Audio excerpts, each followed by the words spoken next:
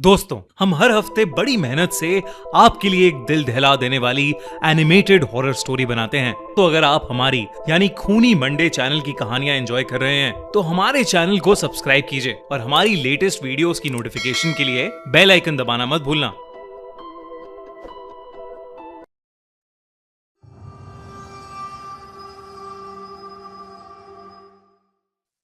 अमिता और उसके पति इलेश का हमेशा से एक सपना था कि उनका पहाड़ों में एक छोटा सा घर हो। उन दोनों ने अपना एक ऑनलाइन बिजनेस स्टार्ट किया था जिसके चलते वो कहीं से भी काम कर सकते थे। इसलिए उन्होंने हिमाचल के एक छोटे से गांव में कहीं दूर एक पुराना घर खरीदा जिसके चारों तरफ जंगल, बड़े बड़े पेड़ और अलग अलग सुंदर फूल थे।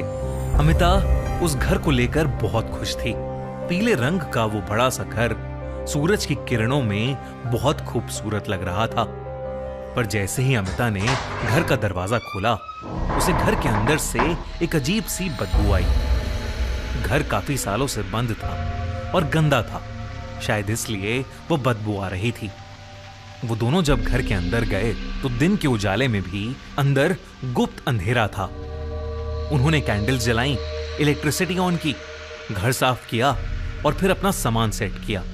उसी रात जब अमिता ने खाना बनाने के लिए सब्जियां काटनी शुरू की तो ताजी दिखने वाली सब्जियां अंदर से पूरी तरह सड़ी हुई थीं, बल्कि सब्जी के अंदर से काले कीड़े निकल रहे थे। थकान की वजह से उन्होंने उस रात खाना ही नहीं बनाया, सिर्फ ब्रेड बटर खाया और सोने चले गए। रात के करीब 4-4:30 बजे जब अमिता की नींद खुली तो इलेश बेड पर नहीं था। अमिता ने परेशान होकर बाहर जाकर देखा तो इलेश बगीचे में फावड़े से एक गहरा गड्ढा खोद रहा था और उसके चेहरे पर एक अजीब सी मुस्कुराहट थी। अमिता ने उसे पुकारा तो इलेश जैसे होश में आया। उसे याद ही नहीं था कि वो बाहर बगीचे में कब और कैसे पहुंचा। अमिता को लगा कि शायद इलेश ने कोई सपना देख लिया होगा और वो उसी सपने के अंदर नींद में चलने लगा होगा। इस इंसिडेंट के बाद बाकी का दिन ठीक गुजरा, सब कुछ नॉर्मल चल रहा था। अमिता और इलेश अपने नए घर में काफी खुश थे, पर अगली रात सब कुछ बदल गया। अमिता की नींद एक तेज शोर से खुली। घर के नीचे वाले फ्लोर पर एक ऐसी आवाज आ रही थी जैसे कोई भारी कुर्सी को जोर जोर से आगे पीछे कर रहा हो। अमिता डरते हुए धीरे धीरे नीचे गई तो वो आवाज सीढ़ियों के नीचे से आ रही थी। वहां उसे एक छुपा हुआ दरवाजा मिला जो बेसमेंट के एक कमरे में जा रहा था। अमिता जब उस अंधेर कमरे में गई तो उसने देखा कि वहां सड़ी हुई जड़ी बूटियां रखी हैं और एक रॉकिंग चेयर पर इलेश बैठा एक काली बोतल को घूर रहा है। दीवार पर लटकी लालटेन की हल्की रोशनी में अमिता ने देखा कि इलेश के ठीक पीछे एक धुंधली काली परछाई खड़ी है और उसके लंबे बाल और खोखली सफेद आंखें हैं। अमिता ने जैसे ही कांपती आवाज में इलेश को पुकारा, वो चेयर हिलना रुक गई। इलेश का सर एक भयानक आवाज के साथ मुड़ा। उसकी आंखों की पुतलियां गायब थीं और वो गुस्से से अमिता को देखने लगा। तभी इलेश के पीछे खड़ी वो भयानक काली परछाई एकदम से अमिता के सामने आ गई। वो परछाई एक बहुत ही भयानक औरत की थी। उस औरत ने अमिता का गला जोर से दबोच लिया जिससे अमिता का दम घुटने लगा और वो बेहोश हो गई। उस बेहोशी में अमिता को एक अजीब सा सपना आया। उसने सपने में देखा कि वो रात के भयानक अंधेरे में बगीचे की उसी जगह पर खड़ी है जहां इलेश खुदाई कर रहा था और वो खुद अपने हाथों से पागलों की तरह जमीन खोदती जा रही है। सपने में उसके नाखून टूट रहे थे और उंगलियों से खून बह रहा था। पर अगली सुबह जब अमिता की आंख खुली तो वो अपने बिस्तर पर थी।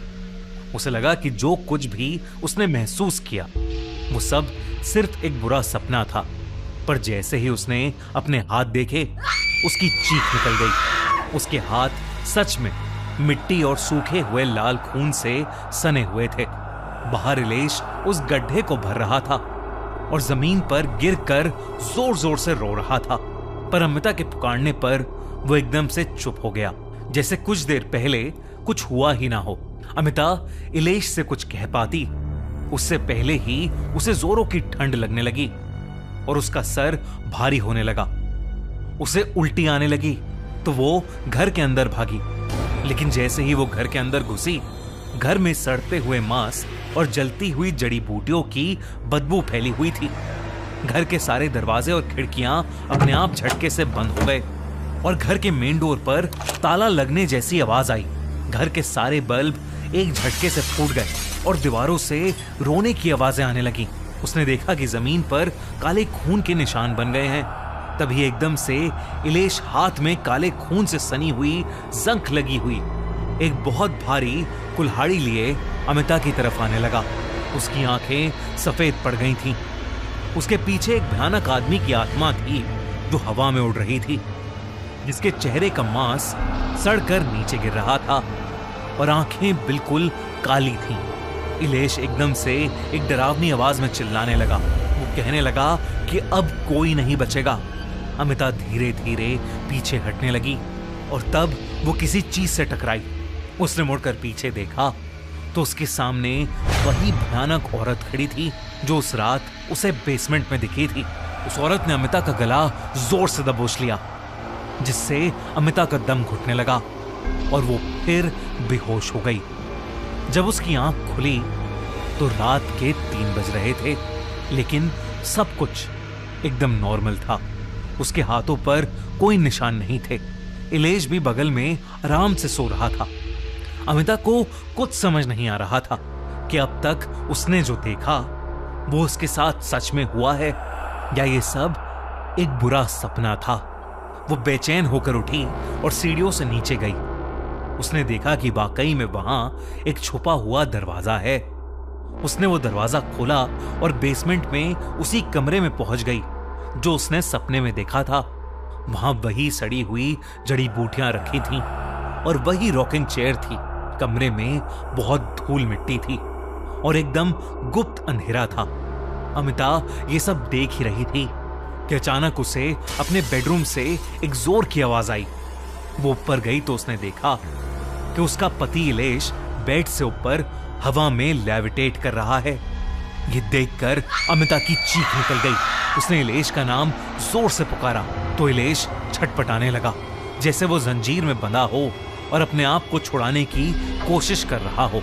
अमिता ने मदद के लिए फोन उठाया, पर उस गांव के किसी भी इंसान ने उसका फोन नहीं उठाया।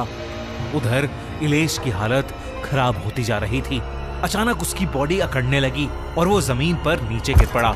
अमिता जैसे ही उसके पास उसे देखने गई, वो घबरा कर चिल्ला उठी, क्योंकि इलेश की जगह वहां वही भयानक औरत लेटी थी जिसे अमिता अपने सपनों में देख रही थी। इस बार वो बहुत खूंखार लग रही थी। उसने एक बार फिर अमिता का गला दबोचा, जिससे अमिता का दम घुटने लगा और उसकी सांसें रुक गई। उस दिन की सुबह इलेश के लिए बिल्कुल अलग थी। जब इलेश सोकर उठा तो अमिता आराम से बेड पर सो रही थी। कुछ घंटे गुजरे, लेकिन अमिता अभी तक नहीं उठी थी। वो बस सोई जा रही थी। अब इलेश ने अमिता के चेहरे पर पानी डाला, लेकिन वो फिर भी नहीं उठी। अचानक अमिता को फिट्स का अटैक आ गया, यानी मिर्गी के दौरे पड़ने लगे। इलेश ने जल्दी से अमिता को कार में बिठाया और पास की क्लिनिक में ले गया। डॉक्टर ने चेक किया तो अमिता की रिपोर्ट्स एकदम नॉर्मल थी। बस उसकी दिल की धड़कन, उसकी हार्ट बीट्स बहुत तेज थी। लेकिन अमिता अब भी आंखें खोल ही नहीं रही थी, ना कुछ बोल रही थी। इलेश फाइनली जब उसे एक बड़े हॉस्पिटल में लेकर गया तो उसे पता चला कि अमिता कोमा में चली गई है। इलेश को कुछ समझ नहीं आ रहा था कि अचानक एक दिन में ये सब कैसे हो गया। हॉस्पिटल में एडमिट करवाकर जब वो हिमाचल के गांव में अपने घर वापस गया तो उसके घर के बाहर एक बूढ़ा सा आदमी बैठा था। उसने इलेश को एक ऐसा राज बताया जिसे सुनकर इलेश के होश उड़ गए। उसने कहा कि ये घर शापित है और यहाँ एक ऐसी पिशाचनी रहती है जो लोगों को उन्हीं के सपनों में फंसाकर उनकी जिंदगी चुरा लेती है।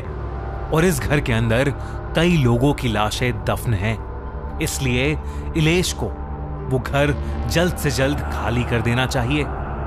ये कहते ही वो बूढ़ा आदमी वहां से उठा और जंगल के रास्ते चलने लगा।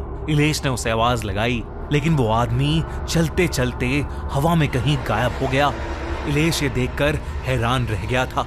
उसने तुरंत वो घर खाली किया और अमिता की हेल्थ के लिए एक पूजा रखवाई। कुछ दिनों बाद अमिता को अपने आप एक दिन होश आ गया। वो नींद से उठते ही रोने लगी और उसने बताया कि कैसे वो सपनों के घर में फंस गई थी और वो कितनी अकेली महसूस कर रही थी। इलेश ने भगवान का शुक्रिया अदा किया और उस बूढ़े आदमी का भी, जिसने उसे सब बताया।